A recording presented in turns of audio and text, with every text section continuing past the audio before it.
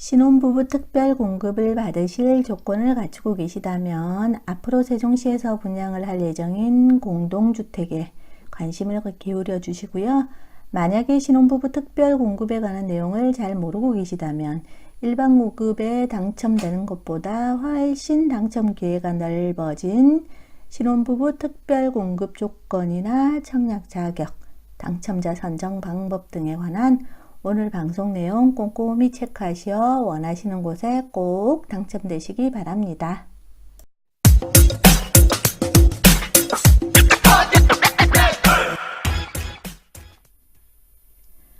안녕하세요. 참참참 세종참입니다. 세종시처럼 분양시장이 핫한 지역에서는 특별하다는 것, 그리고 특별한 조건을 갖추고 있다는 것은 기회입니다.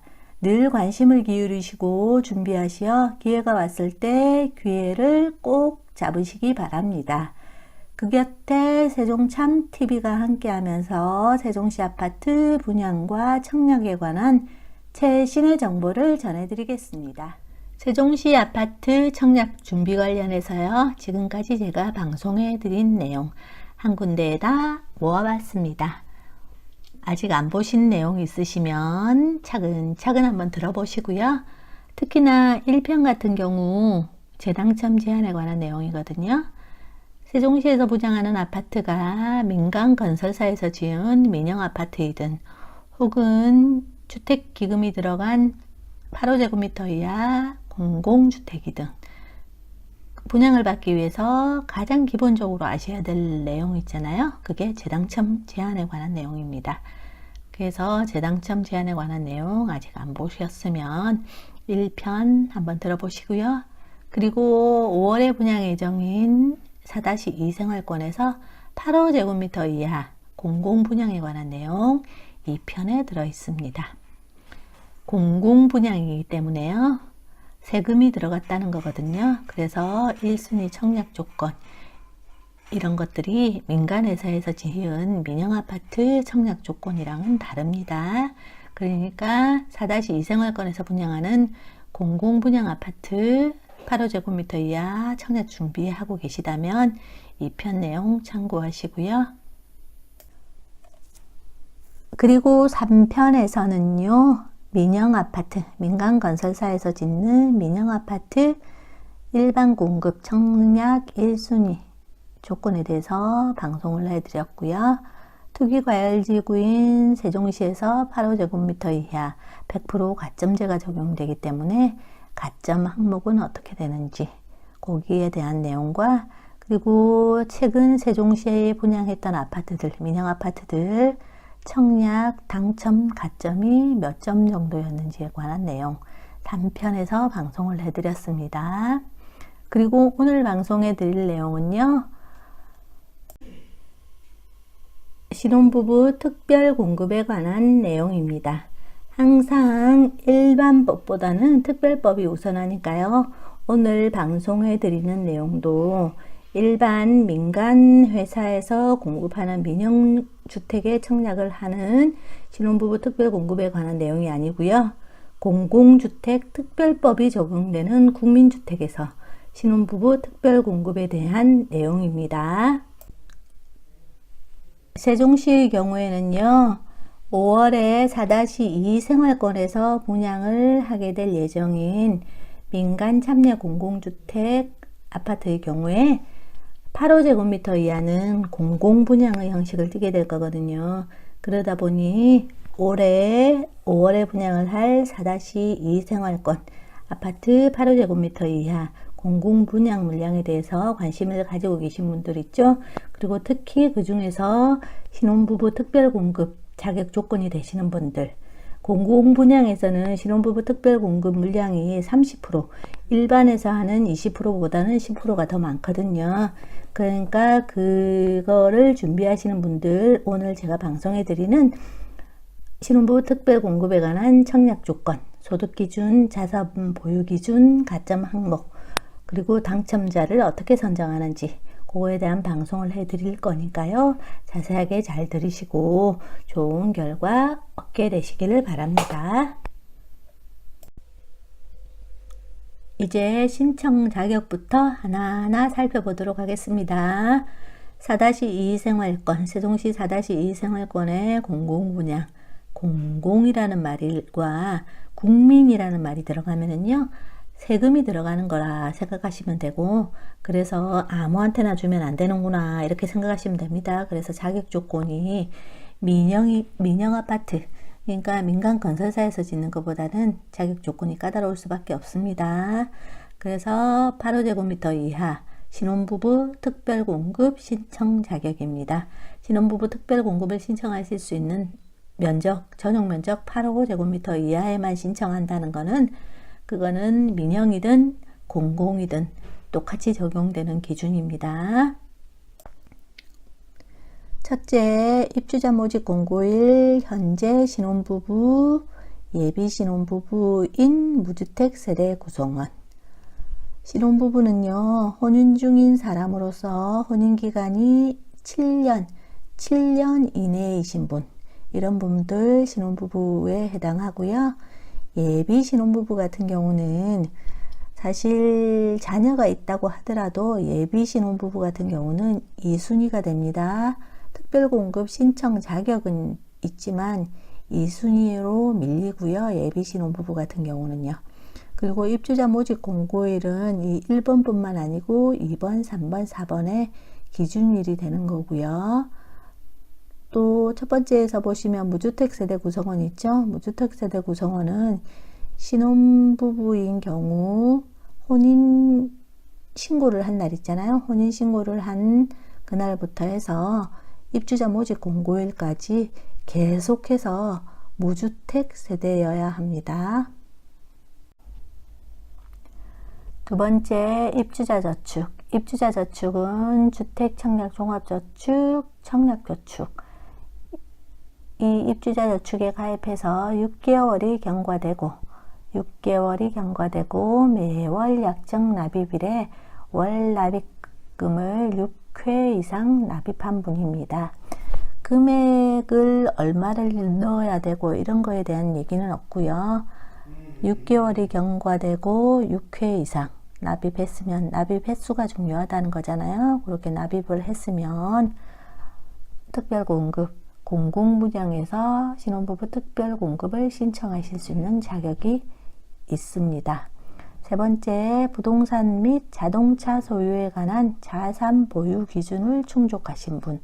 그리고 네 번째, 해당 세대 전원의 월 평균 소득이 2018년도 도시근로자 월 평균 소득의 100% 이하인 분, 그리고 만약에 배우자 소득이 있을 경우에는 120% 이하인 분, 이런 분들이 신혼부부 특별공급 신청 자격이 있다는 건데요. 공공분양에서 신혼부부 특별공급을 받기 위한 세 번째 조건은요, 부동산 및 자동차 소유에 관한 자산 보유 기준을 충족시키셔야 됩니다. 부동산 같은 경우는 건물하고 토지 합해서 2억 1,550만원 이하여야 되고요. 자동차 같은 경우는 2,790만원 이하여야 하고요. 신혼부부들 같은 경우, 자동차 같은 경우 요거 웬만하면 이 금액을 넘어가는 차들이 많아요. 그러니까 공공분양에서 신혼부부 특별공급을 신청을 하시려고 계획하시는 분들은 자동차 관련해서 미리 확인하고 체크를 해 놓으시기를 바랍니다. 공공분양 신혼부부 특별공급 신청 자격 마지막 4번, 네 번째는요, 해당 세대의 월 평균 소득이 2018년도 도시근로자 가구당 월 평균 소득의 100% 이하인 분입니다.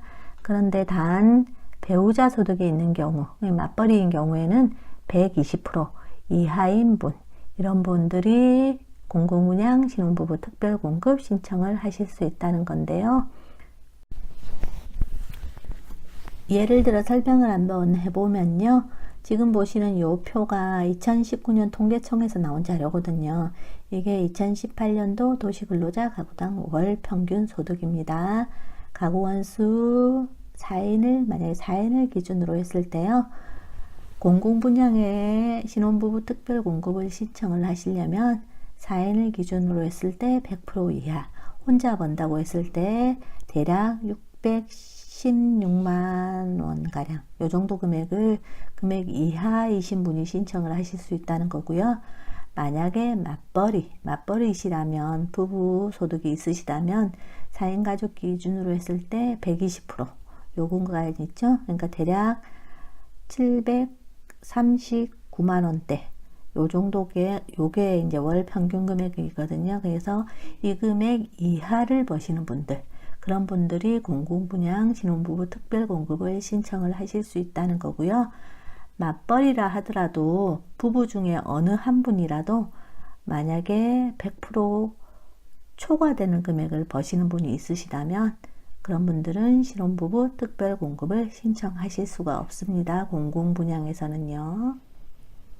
지금까지 말씀드린 4가지 조건을 모두 충족하신 분들이 신혼부부 특별공급 공공분양에서 신청을 하실 수가 있고요. 지금은 이제 입주자 선정 방법, 여러 명이 신청을 하실 거잖아요. 그랬을 때 입주자를 누구로 선정할 것인가, 선정 방법에 대해서 말씀을 드리면요. 1순위는 자녀가 있는 신혼부부입니다. 그러니까 혼인기간 중 자녀를 출산, 임신 중인 태아도 포함되고요. 그 다음에 입양도 포함됩니다. 그래서 자녀가 있는 경우는 1순위에 해당하고요.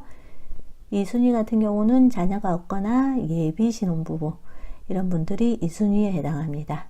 그리고 1순위간 혹은 2순위간, 동일순위간에 경쟁이 발생을 했을 때, 신청한 사람이 너무 많을 때, 그때 입주자를 어떻게 선정하는지, 거기에 대한 방법은요. 공급 세대 수의 50%에 한해서는 세종시 같은 경우는 1년 이상 계속 세종특별자치시에 거주한 분에게 우선 공급하고요. 그리고 나머지 가점 항목 높은 순으로 선정을 해서 입주자를 결정을 합니다. 마지막으로 공공분양 시 신혼부부 특별공급 가점 항목에 관한 내용입니다. 그 전에 재혼인 경우 있죠. 재혼인 경우도 신혼부부 특별공급 자격 요건이 맞으신다면 재혼인 경우도 신혼부부 특별공급 받으실 수 있고요. 그런데 재혼인 경우 같은 경우는 입주자 모집 공고일 현재 혼인관계에 있는 배우자와의 혼인기간 내에 임신 중이거나 출산 혹은 입양해서 자녀가 있는 경우, 그때만 1순위에 해당합니다. 그리고 요 가점 항목 같은 경우는 어떨 때 사용하는 거냐면요. 아까 동일 순위 간에 경쟁이 발생을 하였을 때 세종시 같은 경우는 세종시에 1년 이상 거주하신 분에게 50%를 우선 공급하고 나머지 기타 지역에 공급을 하는데, 동일 지역 간에서도 경쟁이 발생할 수가 있잖아요. 기타 지역 내에서도 경쟁이 발생을 할 수가 있고, 그랬을 때 요 가점 항목을 보고서요. 가점 항목에 따라서 점수가 높은 분에게 당첨자 지위를 주는 겁니다. 총 만점이 13점이고요. 가구소득은 1점인데 80% 이하인 경우, 배우자 소득이 있는 경우는 100% 이하인 경우 1점, 자녀의 수 3점 만점이고요. 3명 이상일 때 3점, 2명일 때 2점, 1명일 때 1점. 그리고 세 번째, 해당 주택 건설 지역 연속 거주기간, 세종시에 3년 이상 살았으면 3점, 그 다음에 1년 이상 3년 미만, 1년 미만, 이렇게 해서 1, 2, 3점 이렇게 되는 거고요.